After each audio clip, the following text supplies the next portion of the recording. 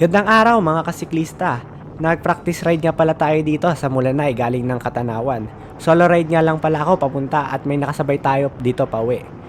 Pero itong video na ito ay nasa bandang Ahos na at pauwi na tayo ng Katanawan.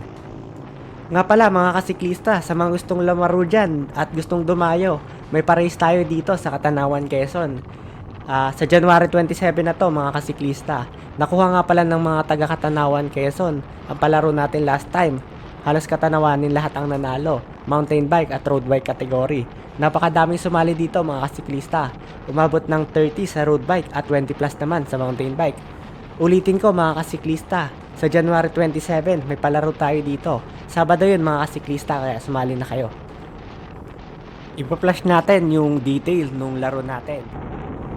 Ito nga pala mga kasiklista yung palaro natin dito sa Katanawan, Quezon, January 27. Meron tayong dalawang kategory mga kasiklista, open road bike at saka open mountain bike.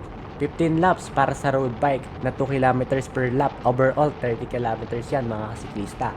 Sa mountain bike naman, 10 laps lang, 2 kilometers per lap at saka overall 20 kilometers lang.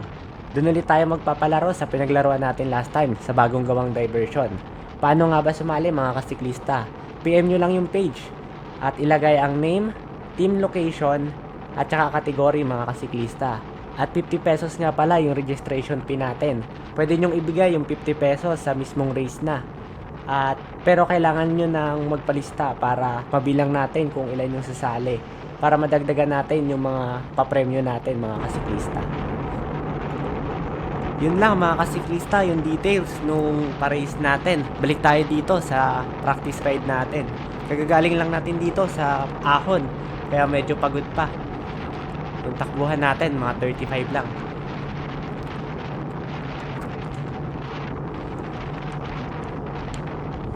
Nga pala mga kasiklista, yung pa-race natin may taga-video tayo at saka may taga-picture.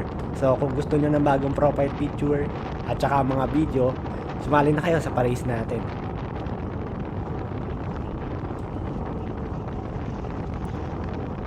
Nandito na tayo sa may bandang SLSU. Medyo patag na yan, tapos downhill na. So mabilis na konti yung takbo natin dito. Headwind nga pala yan mga kasiklista, kaya talagang max na yung takbuhan natin. Hindi na kayang isagad pa.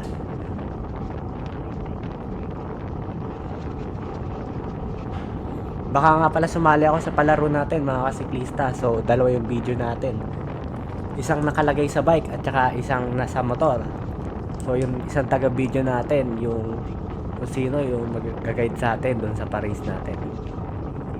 Kababalik ko nga lang pala ulit magbike kasi nilagnat ako, kaya medyo hindi na rin ako makapagdala dito.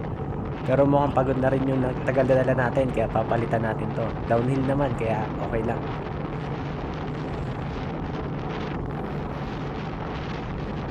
Insta360 nga pala yung gamit natin dito pang video. So kita yung taga video at kita yung daan natin.